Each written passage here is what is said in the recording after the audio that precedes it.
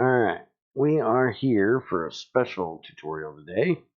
This is about reactors after the build 13.0, I do believe it was, when Eric 3003 here's changes all got implemented. So there are lots of new fluids and a few new rods for the reactors.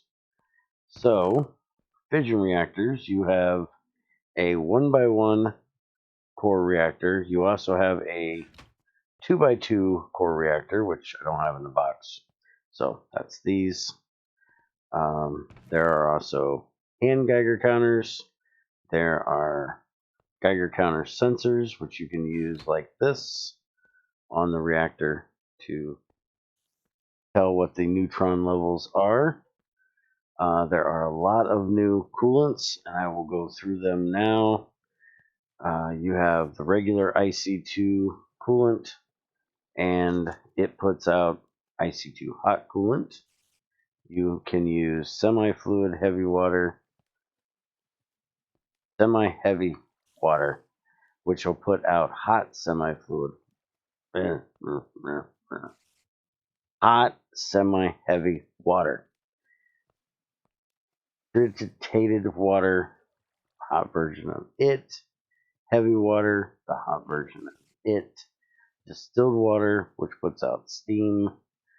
Molten lithium salt, which puts out molten lithium chloride, which there is also molten lithium chloride that puts out a hot molten lithium chloride.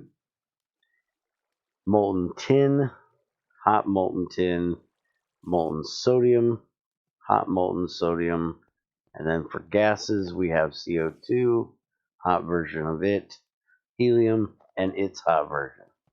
Now Eric will explain which ones are used for what type of reactors. So generally, the coolant can be used for any type of reactor, but they specialize in certain types. They don't actually change the mechanics of the reaction. They only change some numbers around. The water line, so normal distilled water and the heavy waters, they can't be used for breeder reactors because they moderate the fuel. That means that they just can't be used for breeding and will have a lower efficiency.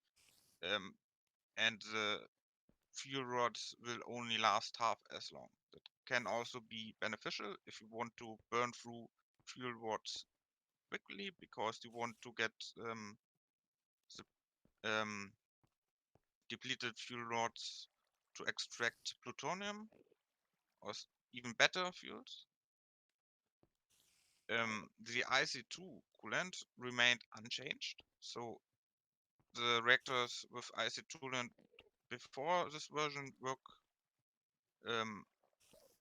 just fine. So The if you were molten wanting to just get into a reactor, coolant would be your best just all around to start with. the best to start with is probably dependent on what you want to build. If you want a breeder reactor, you can't do water.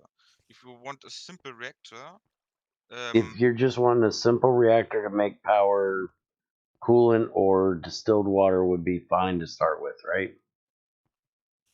yes. Yeah.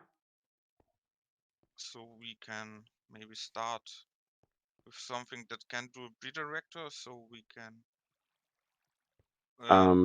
Yeah, we'll do a We breeder will do reactor in that the in a next one. separate tutorial, yes. So Okay, so what about the just use molten metal stuff? they operate exactly like the water ones, with the exception of not moderating the fuel and outputting less heat per neutron. That makes them really, really bad for power producing, but very desirable for breeder reactors, because they need very high neutron count, and that can quickly cause the system to produce too much power in any other reactor type. Okay, and what about gases? They are uh, uh, the middle ground between water and metal. They are good for building breeders and power reactors, especially CO2. It has a special property of raising the factor of the fuels a bit, and that allows fuels that would normally not be useful for breeding to breed stuff. So you can build breeder reactors even with fuel like uranium 235. Okay, so basically, short story, these are better for power, these are better for breeders, these are moderate between those two and can be used for breeders that also make power.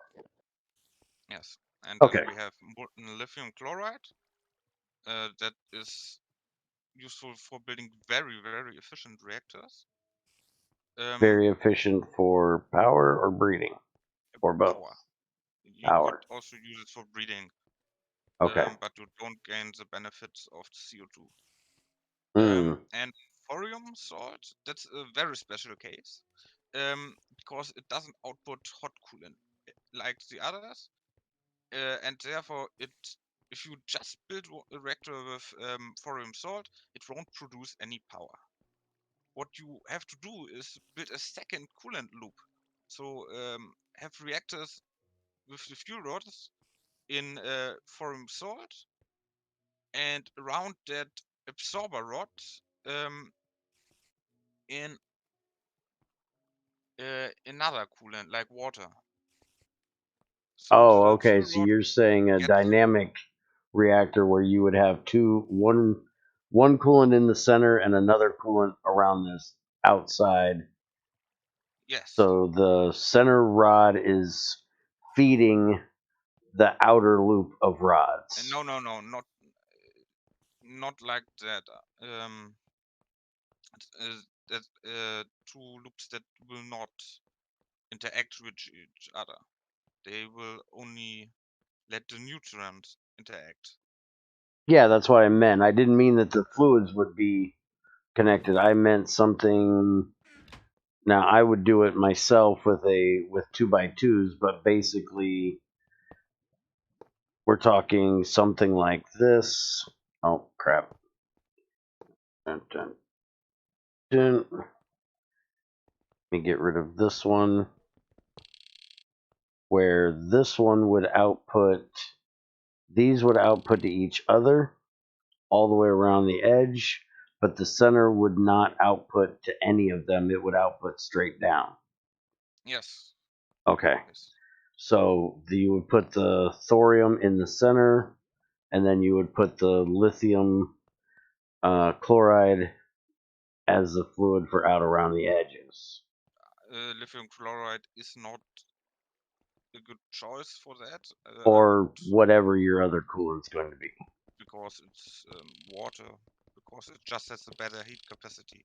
Because the fuel rods won't benefit or gain negatives from using water, just as Okay, so we'll leave the fuel cycle. how to set up a good one with uh, thorium salt for you guys to figure out. Mhm.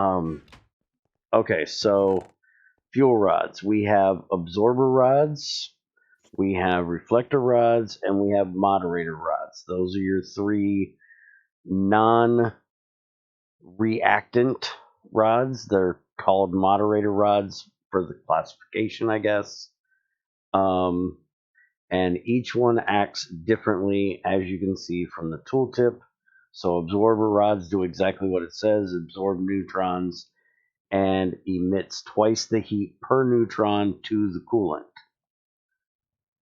Reflectors do just about the opposite of that. It reflects the neutrons back to their source, boosting the reaction.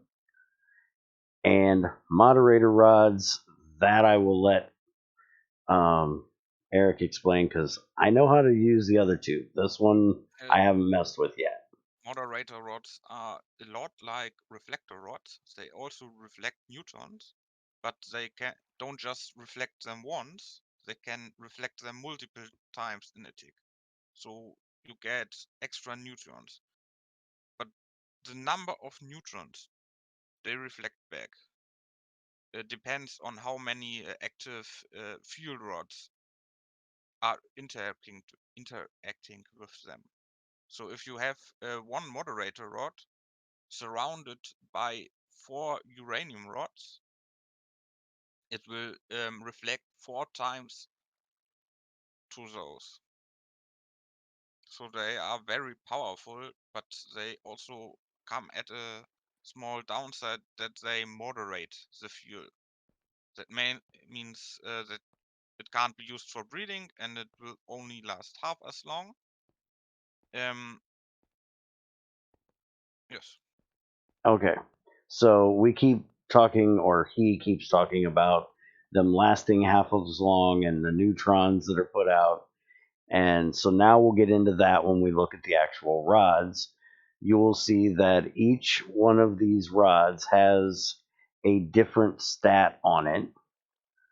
There is the emission neutron level, there's the self neutron level, and there's the maximum neutron level.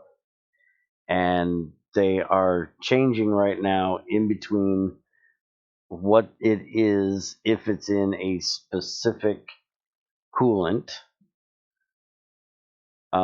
So they're going to vary, but each one of them has different stats depending on what material it's made out of. And then you have your actual breeder rods, which we were talking about with the breeder reactor, which we will get into showing how to do that in another tutorial. But there are two versions of those, thorium-232 and uranium-238. The thorium-232 breeds uranium-235. The thorium breeds 233. You can 233. also see it in the tooltip under the needed neutrons. Oh, turns into uranium-233 fuel rod. Okay, and then the uranium-238 turns into plutonium-239. Okay, and then it tells you how many neutrons it needs before it's bred. Now, one thing that I remember from reading your PDF file, which if anybody would like to read that to get more information on this stuff, you can find it on Greg's forums and in our Discord. Link to both is in the description. That the breeder rods, when they turn into the output, they automatically will start running. So you got to be aware of that when you're breeding. It's not like an IC2 reactor where it'll give you a depleted, and you have to mix it with something to get the actual fuel rod. This will instantly change to it and start running the reactor. So you don't want to be running it at critical levels and not have it able to be shut off, which I do believe Eric will be showing in the next one for the breeding stuff. We just wanted to go over the basics here. So we have a basic 2x2 of 2x2 reactors set up with pipes. I do believe, let me grab my wrench here. So he has this one feeding into this one feeding into this one, and this one feeding into this one. So they are looping. And then they will be output through the bottom here. Now, one thing with reactors is there is a input, or any side that doesn't have a colored circle like this is an input. You can input through any of those. So on this one, he is inputting, as far as I can tell, through the bottom. Because he's got the one input going to the top on all of these, or output going to the top, and the secondary on the other. So you have a secondary facing and you have a main facing. You can tell which one it is by which wrench turns it. It tells you here that primary facing emits the hot coolant, secondary facing emits the cold coolant when over half full. So this one, being the red one, is the hot. This one, being the blue, is the cool side. And you can use a wrench to change the hot one. You can use a monkey wrench to change the cold one. And basically your output of hot coolant will come through that port. And how I was showing up here, that he has these looped, means that any coolant that is excess in this one will go to the next one. So basically, I can have a line of these like this, have the input of coolant here, and then set each one of these like this, and then have the output, will say down. And then you would only need to have one input of coolant. As long as you're inputting it fast enough, these will fill coolant all the way across. Do you have an extra pipe? You haven't filled this yet, right? No, I'm too stupid and I need Let me borrow this for a second. I think. I'll put this here. I'll show you what I mean here. You got the pickaxe. Toss me a pickaxe real quick. You. So we'll take regular IC2 coolant here. I would not use open blocks tanks for this. I'm only doing this for display purposes. I would use GregTech containers. But can that not pull from there? I think you need to configure the pump with a crowbar. Crowbar needs a screwdriver. I believe. No, screwdriver isn't it. Let me check. Crowbars to take it off, but it should be automatically pulling in.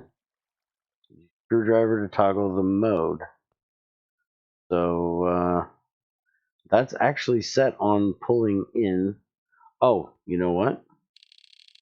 I didn't open the pipe to the side that it's able to pull in from. There we go. So now the coolant is in this one, but there isn't enough of it. So let's get some coolant. Grab us a bunch of these, and we'll stack them up here. And you'll see as I do that, they are filling across. Do you know how much each one of these can hold? It looks like 64 liters. Yeah, I was going to say, it looks like a full 64 liters per reactor. So as I put one on there, when it gets, there we go. it'll fill up the next one adjacent.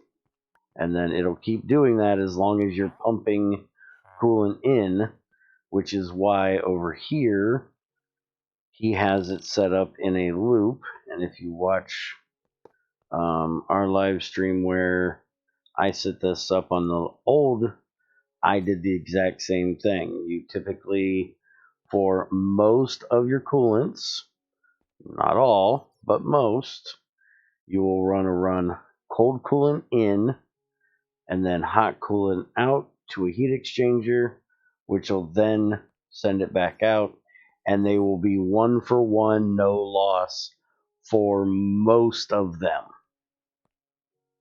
There is an exception in waters, correct? I know water to steam has a little bit of a loss because it's like 80% you get back. 95 in the large turbine, I think. Okay, 95 in the large, but it's I think 80 in the regular. But so now what about the other waters? Are they 1-for-1? Yeah, they are just run through the heat exchanger, so they're 1-to-1. That's what I thought. Okay, so for water to steam, there will be a loss. All the others, there isn't any loss. So with that one, you will need to have a separate tank for the distilled water that you can keep topping up. That is at least the way I would suggest doing it. That way you can keep your reactor good and cold, because worst thing with a reactor is letting it get too hot. Alright, so now you need, you're going to need extra. You're running CO2 for this? I think we will do water for this. So heavy water, not regular. Oh, you want regular heavy water? Yes. Alright. So, heavy water. We'll just build us a little thing here. We've got 4 reactors, so we'll put about 8 of these on here. I think a little excess would be nice. Yeah, so a little more. We won't run into problems. Yeah, it's never good to have a reactor meltdown.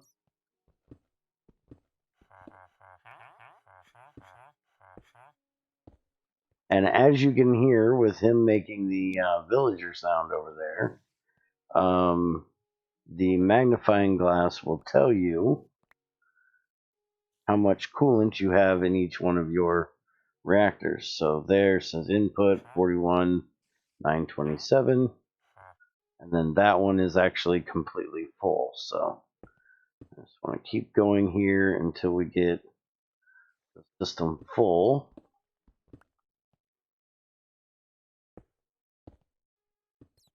The difference between the different types of heavy water is just the heat capacity.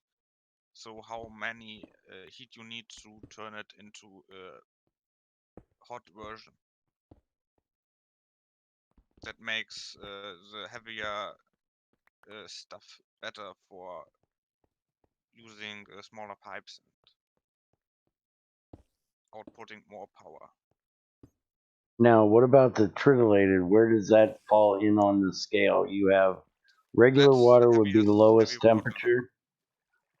Semi-fluid would be next. Then is it heavy water or tritillated?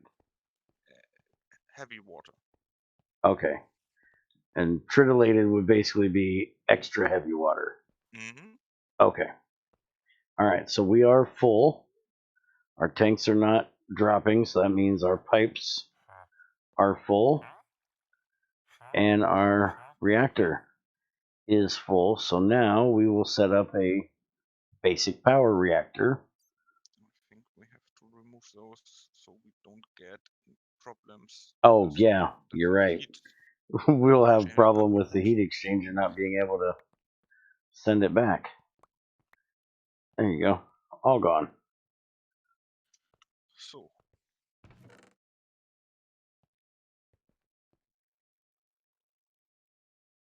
Now, one while he's getting ready here, pincers are what you need to pull a rod out. You don't, to put a rod in, you just shove it in just like that. But if you need to pull one out, you just click on it with a pincer and it'll pop in your hand. And do not do so without a hazmat suit. Now we are using universal hazmat suits because there are different ones. Like we'll look at the you have a heat protection suit. You have the what is there it is, radiation hazard suit, and you have the universal hazard suit. The heat will only protect you from the heat of the reactor when you're standing on top of it. So if this was running and I took off my suit, I would be taking heat damage right now from that, where the radiation suit will protect you from the radiation that it emits in the area around the reactor. The universal will protect you from both of them, along with the biochem, the cold, and the other suits that Greg has added. But if you're messing with a reactor, I definitely suggest investing in a universal, because if you ever touch one of these reactors, it will be hot and it will burn your butt and you won't be happy. Anyways, building a reactor. So when you first insert a rod into the reactor, it will turn the reactor off. So you don't need to worry too much that it will blow up right away, even if there is no coolant inside.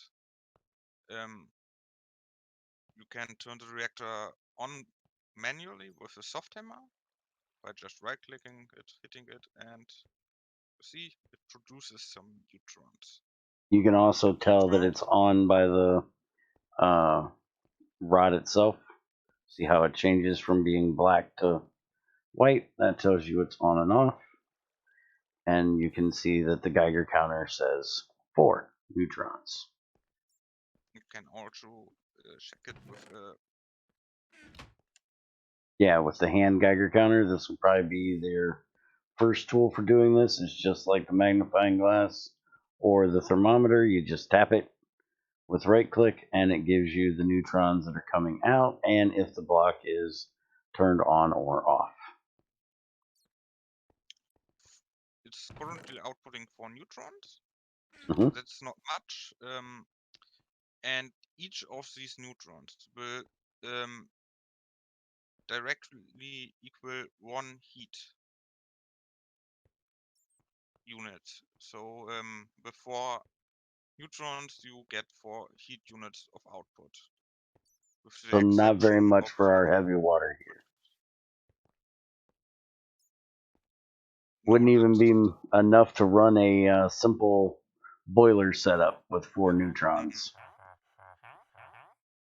You get barely anything going through these pipes right now. Of course, I think it needs 60 or so heat to even produce 1 milliliter of hot coolant in heavy water. And this is uranium-238. It's one of the easiest fuels to get by just processing uranite or pitch blende ore. It's the regular uranium. And on the tool tips, you see a couple of stats. The emission, the self, the maximum, and the factor.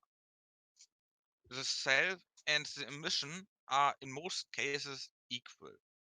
The emission is the amount of neutrons the rod outputs to neighboring reactor rods. The self is the amount of neutrons it outputs to itself. and the maximum is the amount of neutrons it um, when it outputs more neutrons than the maximum value, then it will last only a quarter as long. It's a cap on how many neutrons the rod can produce, a soft cap. So now you're talking the one with the moderator rod where it can put out multiple. This would max it at that number. No, No? no. This is just a number used for the durability calculation. You Oh, can okay.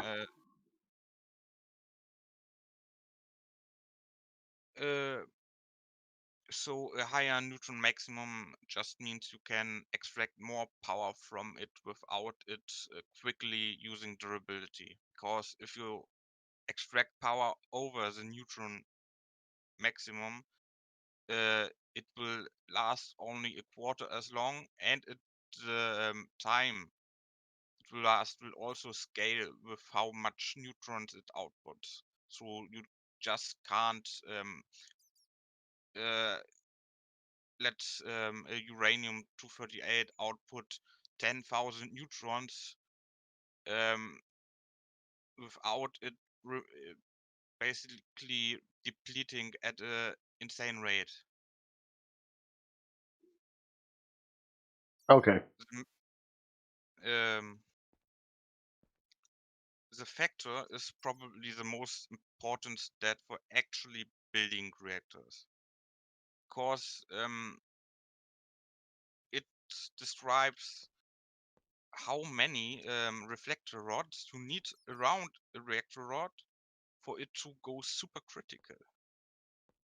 Supercritical means it will basically the neutron output will just rise and rise and rise. It will not stop rising.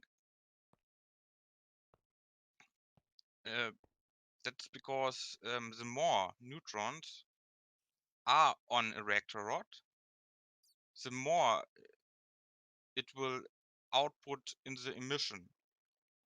So if you have like 2 neutrons on the reactor rod, it will output maybe 3, and if you reflect that back, that will make the neutron rod output 4, and then you reflect that back, and it would go to 5 and 6 and 7 and raise indefinitely if there are as much reflectors around the rod as the factor specifies. So a factor of 1/16 requires 16 reflector rods around the fuel rod. But the fuel rod has only 4 adjacent sides.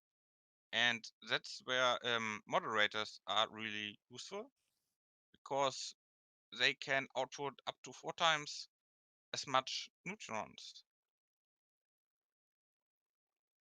reflect that back. So you can actually go supercritical even with this low grade fuel. Oh, okay. Now if we take uranium-235, that's a bit harder to get. You can extract it from centrifuging uranite ore into a little bit of refined uranite ore, and when you centrifuge that again, I think you get a tiny bit of uranium-235. You can also alternatively get it from the uranium hexafluoride process. There you will get a much bigger value out of pitchblende or uraninite.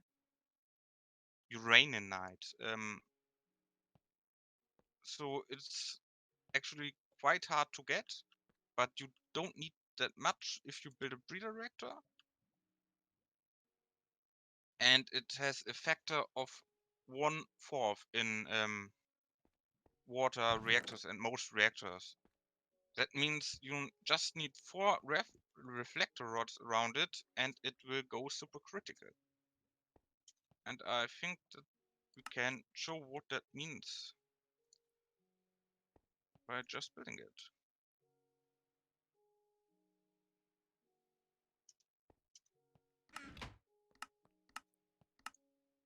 Just, you see the reactor is disabled right now. I will first disable this section. That will mean 2 reflectors and the fuel rod are enabled. And you see the neutron count starts rising a bit. It's not just the normal emission and the self value of the reactor. Some neutrons that have been reflected back at the rod boosted the output again. So the neutron count was raised. It's more efficient to do that. If we activate another reflector, we get even higher values. And now it's just continually going up. No, not just yet. It will eventually stop there because just 3 reflectors are active now. But the factor of the fuel in this reactor is 1/4. So when I turn on the 4th reflector, now it will just continue go up. So this one will just never stop going up. And No, eventually it would put out too much heat. Produce so much heat that basically the coolant output would be higher than the tank can hold, so it will just explode. So this is the type of reactor here, especially this type here, is where the redstone from these Geiger counters would come in handy because you could use a redstone machine switch on the reactor to turn it off, which we will show a little bit of how that works in the next one with the breeder.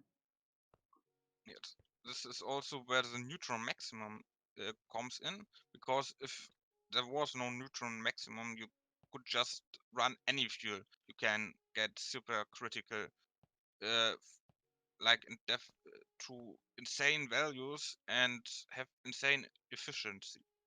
But with your neutron maximum, you can, if the value you see on the counter here exceeds the neutron maximum, that would be 2048 neutrons per tick, then it would have terrible efficiency again. So you want to keep the output of this reactor, if you control it, under 2048 neutrons, or else you basically lose a lot of efficiency and the fuel rod will not last nearly as long. So with sorry, with a supercritical, it's sort of like the MOX fuel from IC2, where you want the heat to be, you wanted your heat to be high, but you didn't want it to go too high. So you wanted to kind of moderate your reactor so it would stay right at that sweet spot and put out tons of power. This is sort of the same thing. You want to moderate it by turning it on and off. Or can you, like, since you said that only this one here is what makes it go super critical, you could literally just turn this reactor off, and then that would allow it to go stay underneath the excess. Yes, that is exactly how you should do it. You should only turn off one control rod, so you don't lose all the progress. You just lose like a few hundred neutrons that way. and you turn it back on right again. So you don't have to start building up the neutrons from zero again. Okay. That makes sense. And the control rods are unlimited durability, they never break. Yes. The moderators, the absorbers, and the reflectors. They have no durability, they just are there. Unlike the fuel ones, which do have obvious durability because they're fuel. Okay. Excellent. That makes supercritical reactors make a little more sense for me. Hopefully, it does for everybody else. All right. So, is there anything else we need in this one before we get to breeders? The other rods, maybe. Okay. The absorber and the moderator rods. The absorbers should be pretty easy to explain. Just put it in here, and you will see it will also have a neutron value because it absorbs the neutrons coming from this fuel rod and turns them into heat. But the big benefit of doing this is that it outputs twice as much heat per neutron. So you get 262 heat out of this, even though the neutron value is relatively small. So Okay. you can. This is also very useful in supercritical reactors. If the factor is of this rod was like 1/3, then you would have one side, one empty side you could use. You didn't have to put a reflector rod to keep it critical. And if you put a absorber, you can get some extra power out of it, because it will output more power, uh, even though the neutron value would be under the maximum, because there would be more heat per neutron because of it. Hmm. Okay. That makes fuels with a factor of 1/3 or lower very, very useful for building breeders or building power producing reactors with absorber rods. Of course, you can keep it critical and get the extra boost. The reflector, the moderator,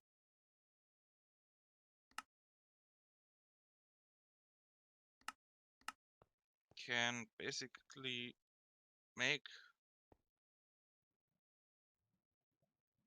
this reactor supercritical if we add some fuel rods around it. Right now, it's just acting like one reflector, so you don't really gain that much of a benefit. But if you act some fuel rods around it, this can be any fuel, it doesn't really matter that much.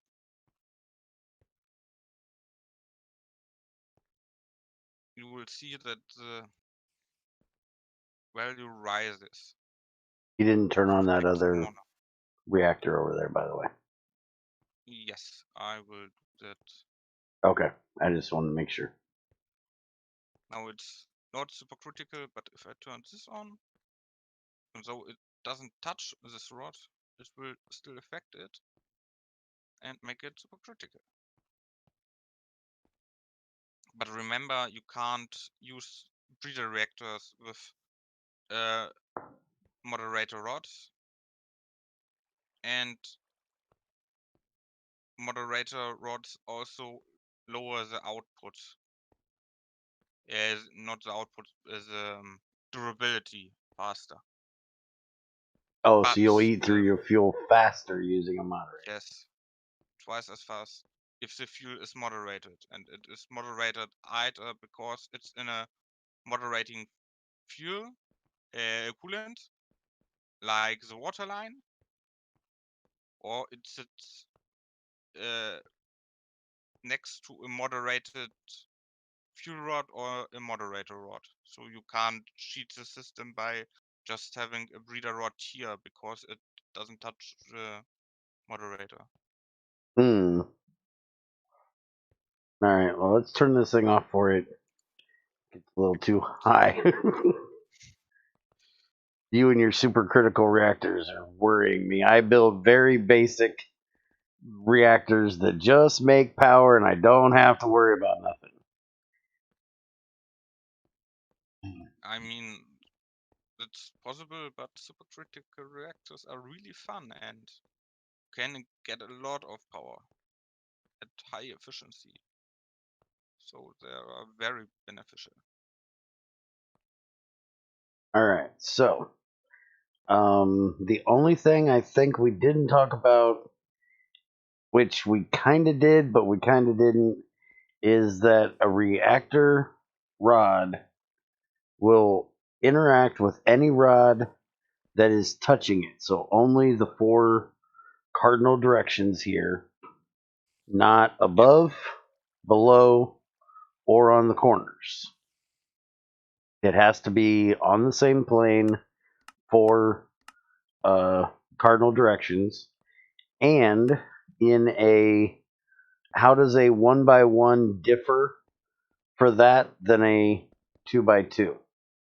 A 1x1 is basically the same as a 2x2.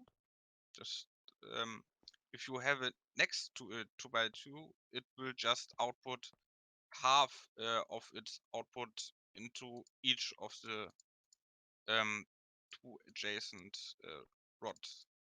Now, what So it about will the just have the opposite? same output plus spread over 2. What about in the opposite way? If you have a 2x2 beside a 1, and I They had, will, say, a reflector in this one next to 2 plutoniums in this one, how would that interact differently? they would the 2x2 rods would just output their full value and get it reflected back as a full.